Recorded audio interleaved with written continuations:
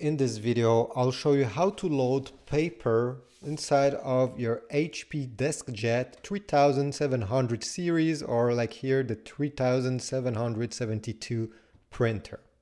It's very easy. So the first step is take your sheets of paper, could be a few of them, and on the back here of the printer, you're gonna open this by pulling. You see there's a small flap over here. And to pull it, you just have to stick your finger over here and pull it upwards. Pull it completely up and then just let it go backwards like this. Let it sit this way.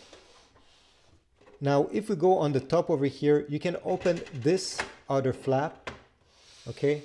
And this will reveal the small guide here. You see there's a gray colored guide that you can move.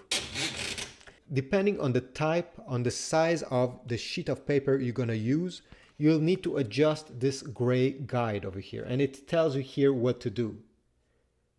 If you want to print on a regular A4 paper, well, you just have to leave it completely on the left side, the way it was when the printer was unboxed.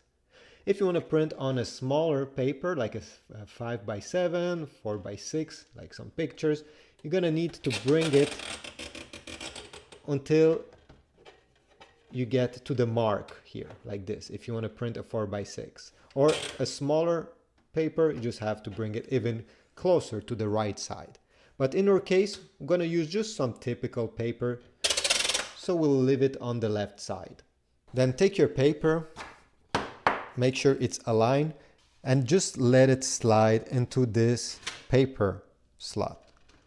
Okay, like this. This is all you need to do. Before printing, make sure that this paper tray where the printed paper is deployed, you just have to put your finger and pull it towards you completely. And on top of that, you also have this swinging piece that you can open up this way for the papers to rest securely here and not fly all over the table. Thanks for watching. If you want to support this channel, take a look at the Amazon affiliate links in the description to get some ink for your printer. If not, just leave a comment, subscribe, and I will see you in the next one.